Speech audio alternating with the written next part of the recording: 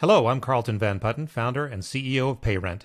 Welcome to the Keys to Success podcast, where we unlock the secrets to smarter investments, smoother tenant management, and bigger profits, one episode at a time.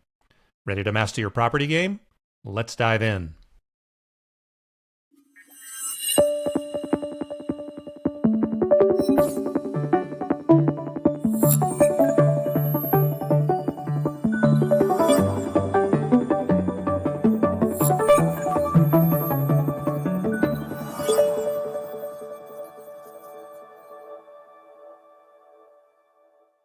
Welcome to Keys to Success, your shortcut to smart insights. Today, we're laser focused on something really important for your finances, your credit score. Think of this as your strategy session for boosting it, especially actually if you're renting. Exactly. We've basically taken apart a really useful guide. It's called How to Fix Your Credit Without a Credit Repair Service, just published March 31st, 2025. Oh, so it's fresh. Yeah, very current. And our goal today is to pull out the most, hands-on steps you can take to clean up and build your credit yourself, the legal savvy way. Right, legally and effectively. And it seems like the credit reporting agencies are central to this whole thing. They're the ones holding the information, yeah. Absolutely. They're the gatekeepers. So we need to break down what's in your credit report and why keeping tabs on it is so crucial, especially if you're a renter aiming for, financial stability. Okay, sounds good. Let's jump right in then. Where do we start? Okay, so the guide kicks off with, well, it might sound basic, but it's fundamental. Getting and actually reading your credit reports. Yeah. Thoroughly. It seems simple, but maybe people skip that step. Now, I know federal law gives you a free report annually from Equifax, Experian, and TransUnion. Right, the big three. But the guide mentioned something interesting during and after the pandemic. You could get them weekly at annualcreditreport.com. Yes, that's a key update. As of the article date, it's weekly access, and they stress that annualcreditreport.com is the only federally authorized site. No other lookalikes. Weekly access? That's a big change. Allows for much quicker checks for errors or, fraud. Definitely. It gives you way more control. And the guide is right. You need to download and review all three. Don't just skim.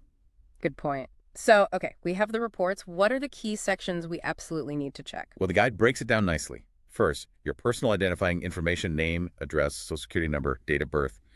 Seems basic, but errors here could mean identity theft. Big red flag. Okay, check personal info accuracy. Got it. What's next? Then credit account information. This lists your credit cards, loans, mortgages, the type, open date, limit or loan amount, balance, and crucially, payment history. Ah, payment history. That one always comes up. It's more than just dates paid, isn't it? Oh, absolutely. The guide really emphasizes this. It shows if you paid on time, late, or if accounts went to collections. It's probably the biggest single factor lenders look at. Okay, so payment history is king. What else is on there? You'll also see public records, bankruptcies, foreclosures, tax liens. These usually hurt your score. And then inquiries. Inquiries, like who's looked at my credit? Exactly. The guide distinguishes between hard inquiries like when you apply for a new card, which can slightly lower your score, and soft inquiries like checking your own score, which don't impact it. Right. Okay. So personal info, accounts, payment history, public records, inquiries. Why check all this so regularly then? Accuracy, plain and simple. The info isn't always perfect. Mistakes happen. Checking often lets you catch inaccuracies early and fix them. Especially important for renters. Good credit opens doors. Makes sense. Which brings us to step 2 in the guide. Spotting and disputing those errors. We actually have rights here, don't we? We absolutely do. And get the statistic from the guide. Something like 1 in 5 reports might have errors. 1 in 5. Wow, that's a lot higher than I would have guessed. It is significant. And those errors can seriously, unfairly drag down your score. So what kind of mistakes are we talking about? What should we look for? Common ones listed are wrong balances, accounts you never opened, debts listed twice, payments marked late when you paid on time. Definitely check those dates. And old negative stuff that should have aged off. Okay. So if I find something wrong, say an account that isn't mine, how do I dispute it? You go directly to the credit bureau reporting the error. The guide actually names the specific online dispute pages. Equifax dispute page, Experian dispute page, TransUnion dispute page. Makes it easier. Oh, that's helpful. Specific links. So it's mostly online now. Mostly, yeah. And the guide stresses include proof. Any documents you have supporting your claim, like proof you paid on time if they say you were late. Right. Documentation is key. Definitely. Once you submit, The bureaus usually have about 30 days to investigate. Be clear. Provide evidence. Okay, so we dispute inaccurate info. What about negative stuff that's actually correct, but, not great, like a past late payment? Yeah, that's tougher.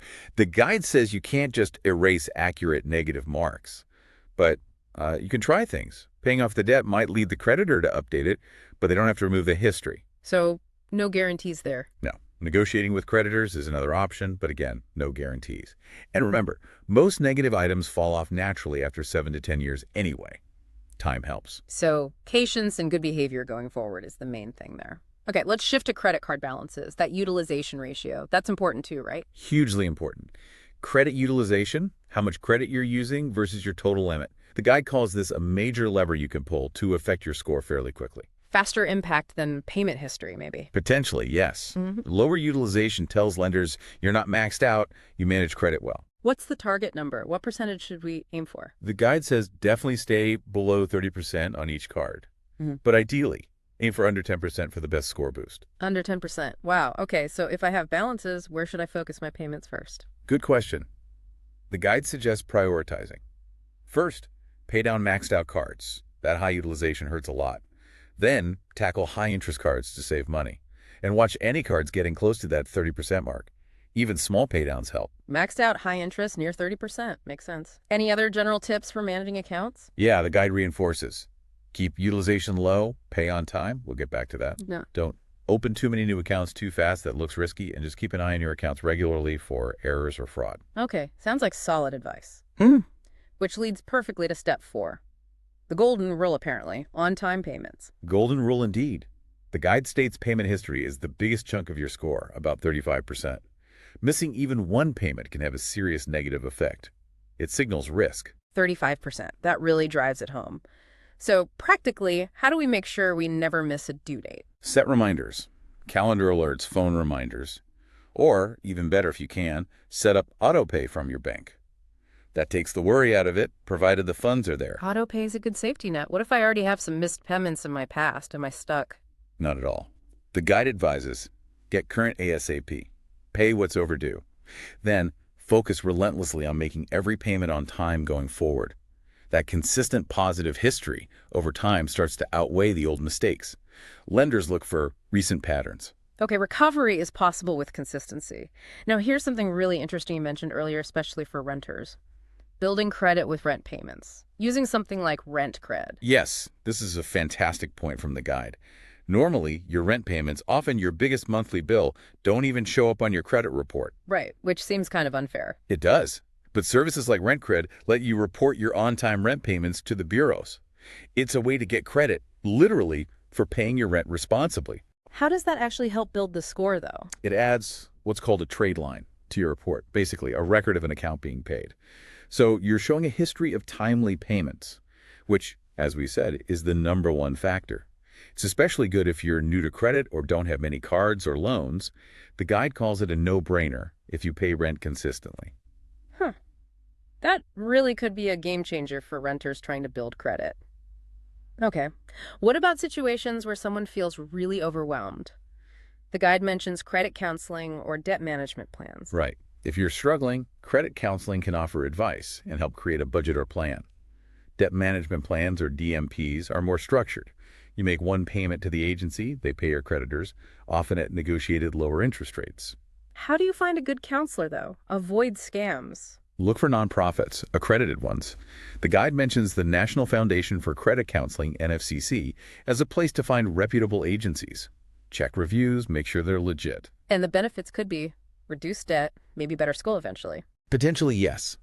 It can help you get debt under control, avoid bankruptcy, maybe improve your score long-term by showing consistent repayment through the plan, and teach better money habits.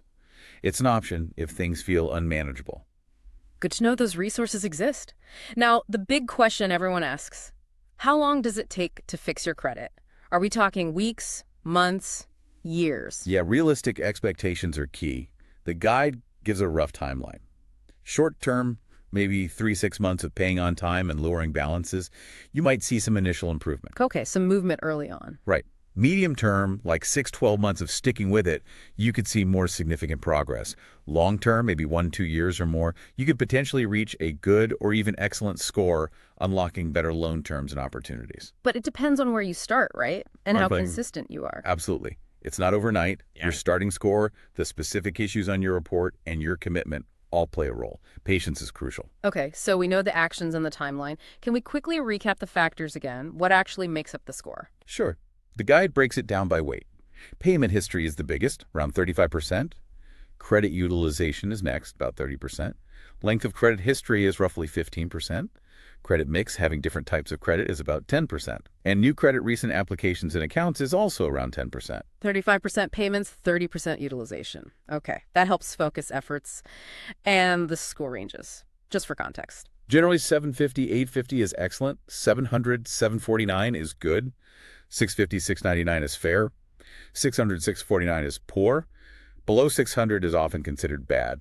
Just gives you a ballpark. Good context. Now we're focusing on DIY, but what about those professional credit repair companies you see advertised? The guide has warnings, right? Big warnings. Proceed with extreme caution. First off, they cannot legally remove accurate negative information. Don't believe promises they can wipe your slate clean. So if the negative info is true, it stays. For the reporting period, yes. These companies often charge hefty fees for things you can do yourself for free, like disputing errors. They use the same dispute channels you have access to. Ah, so they don't have some secret back door. Nope. And the guide reminds you, when disputing, contact both the bureau and the company that reported the info.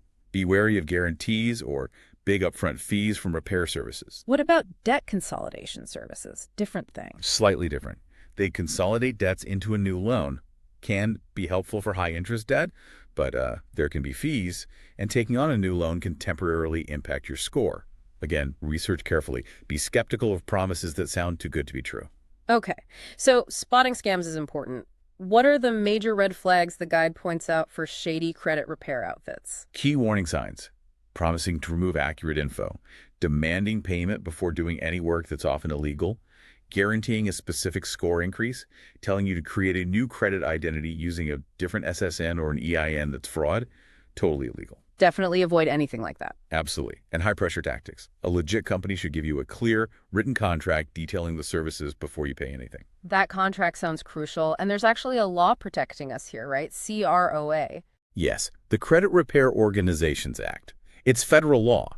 It requires credit repair companies to give you that written contract, explain your rights, including the right to cancel within 3 days. They cannot charge fees before performing services. They must be truthful.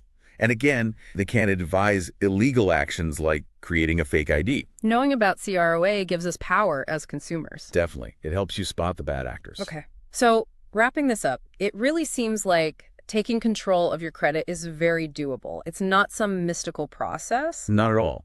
It's about understanding the rules, being proactive, and making consistent good choices. Like we said, checking reports, disputing errors, paying on time, managing balances. And for renters, that rent credit option sounds like a really smart move to get credit for what you're already doing. Absolutely. It leverages an expense you already have. The key takeaway is you can do this yourself. You don't need expensive services that often underdeliver. It's empowering, really. So maybe the final thought for everyone listening is, what's one small action based on all this that you'll take this week? Yeah, just one thing. Maybe check one report. Set up one payment reminder. Pay down a small amount on one card. That first step, however small, can make a big difference. Something to think about. We hope you enjoyed this episode of Keys to Success. I invite you to check out past episodes and follow us on your favorite podcast platform to get notified when new ones are released. And when you're ready to simplify managing your properties, be sure to visit us at www.payrent.com.